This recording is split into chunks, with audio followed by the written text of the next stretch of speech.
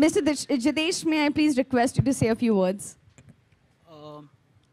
Thank you, Sonam, for just being part of the Filmfare family. Before I say anything, Sonam is, I think, synonymous with Filmfare now. Every time we have a Filmfare event, we have our first top choice for everything is the media favorite, Sonam. So thank you, Sonam, for everything that you do for me and everything that you stand What for. will happen if you ever leave Filmfare? Who will be my friend and ask me to come for stuff? So I have to say that, really grateful to Sonam for everything that she stands for. Also as an actor, as a fashionista, as a glamour person, Sonam has become sort of a byword for glamour and style and fashion, as you can see.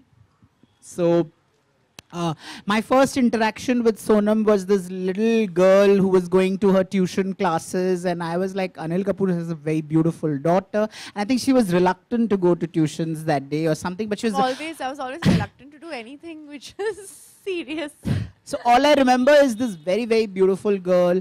Then she went off to Singapore and she went to Singapore and then she came back. Then I met her again at Sanjay Bhansali's house where she had sort of completely blossomed and she was talking 19 to the dozen while Ranbir Kapoor was shy and completely, here was Sonam sort of yammering to fill the air, talking 19 to the 1900. I know you were taking my interview. Yeah, and Anuradha was interviewing her.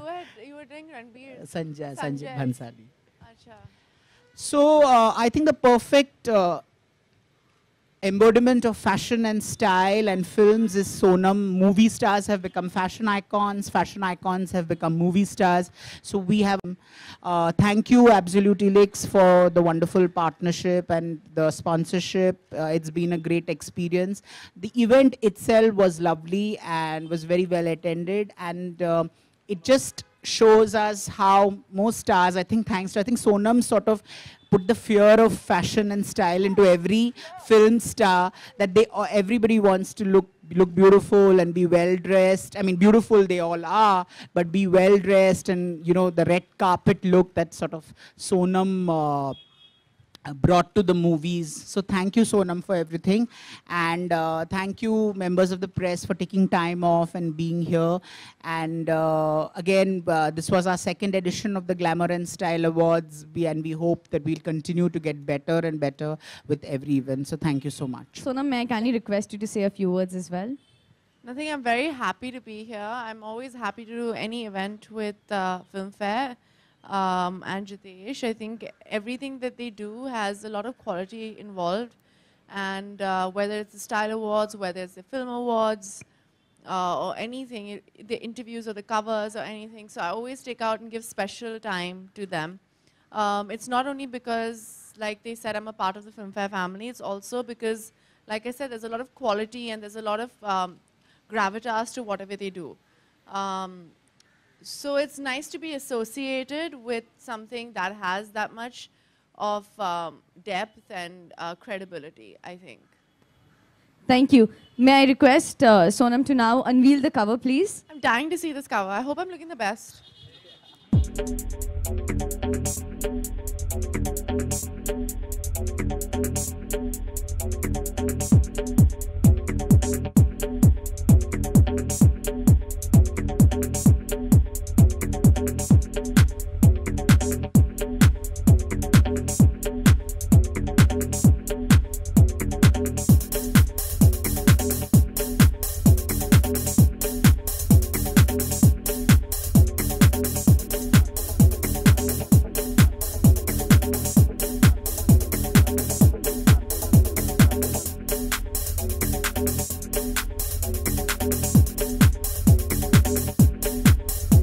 So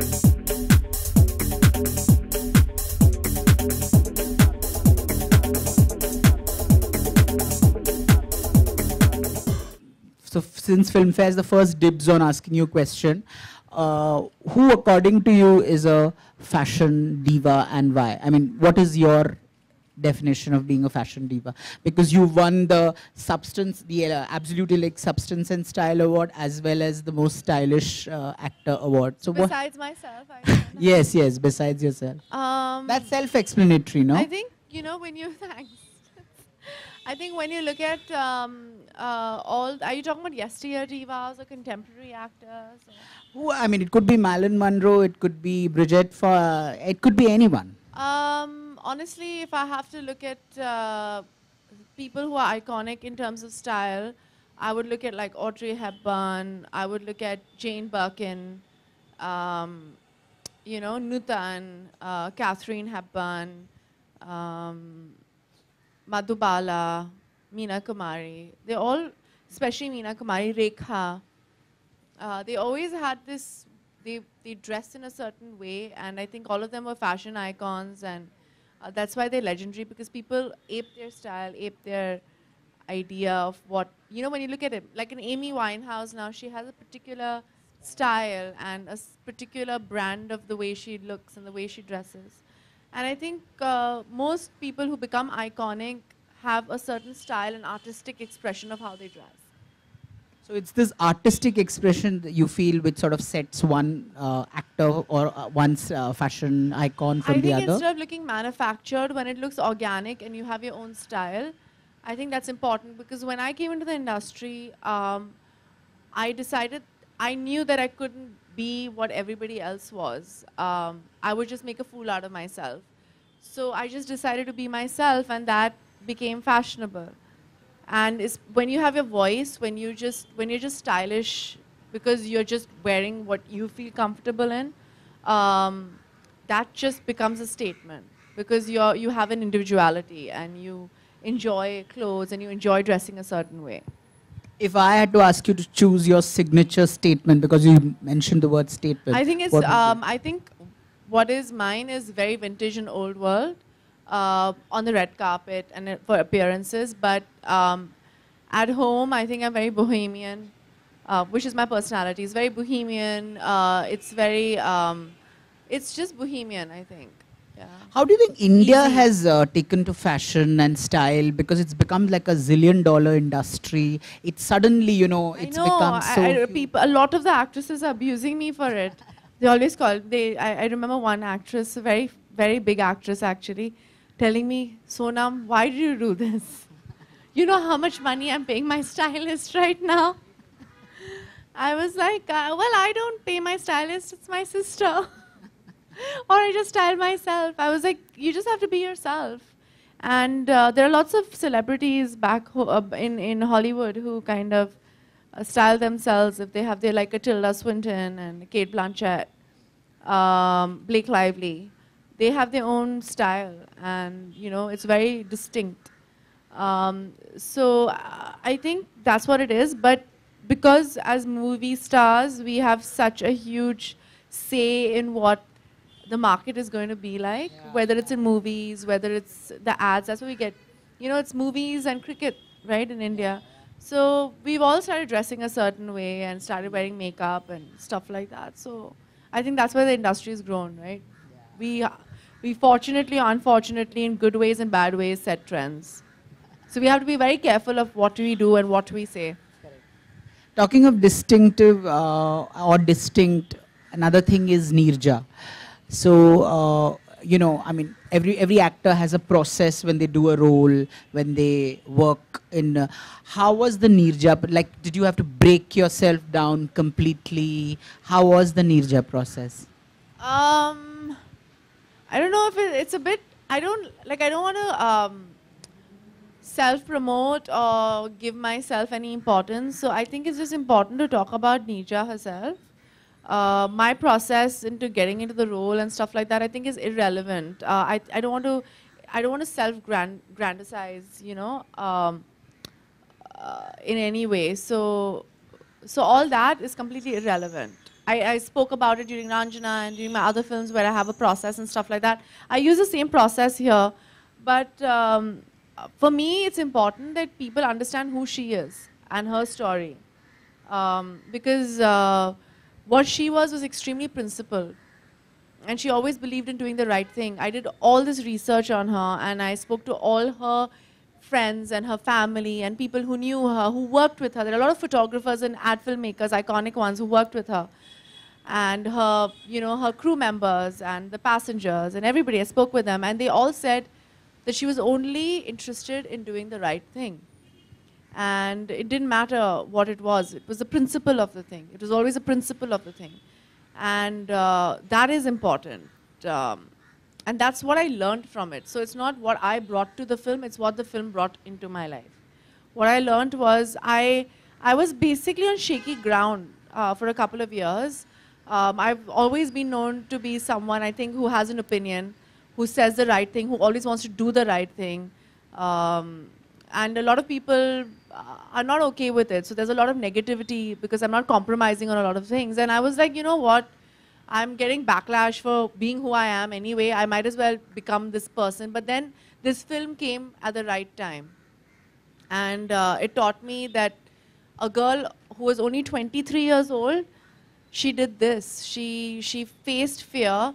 And that's the most important thing, Jitesh. When you're scared and you still do the right thing, when you know that there's going to be something that's not right that's going to happen to you, but you're still like, it doesn't matter. And she did it on another level. She lost her life doing it. But it's a silly thing. Like, for example, going on Twitter and standing up for the right side. It's scary because you'll have a lot of people being negative. The media might not take it the right way. You might have morchas outside your house. You don't know. But you still need to stand up for it. And I also feel being diplomatic and not taking sides is also wrong. Because at the end of the day, you are actually encouraging the person who is not doing the right thing. So by not taking a stand, according to me, is also not the right thing to do anymore in this day and age. Because a lot of negative things are happening in the world right now. So I always think you need to take the stand, you need to do the right thing, and that's, so I just inculcated that principle back into my system. Because I always did that, because when you come and you're young and idealistic, and that's why I think it's important for people to see this film, because she was petrified. Anybody you ask in the plane, they were like, she was literally shaking and scared, but she always tried to do the right thing at that point. And so it was her fear versus courage, and her courage took over, which I think is amazing. And you feel like this only happens in the movies, but this actually really happened in real life.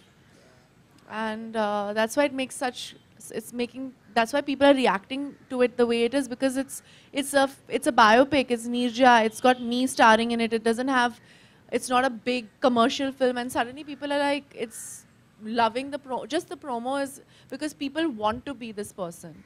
Sonam, coming back to style, you are the true fashion icon and we all look up to you. But then, recently you have been compared to Athiya Shetty, and everyone says that, Shouldn't it be the other way around? I mean, Athiya is also compared to you, and they say that, she's the next style icon after Sonam Kapoor. So what do you have to say about that? Do you still... More the merrier.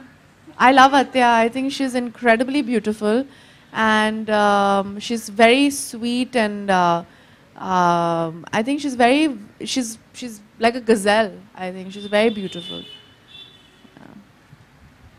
Though it's too early to say that, but after watching Nirja's trailer, people are saying that it's going to be a turning point in Sonam's career. So what is your take on that? They say that with every film. When will the turning point come?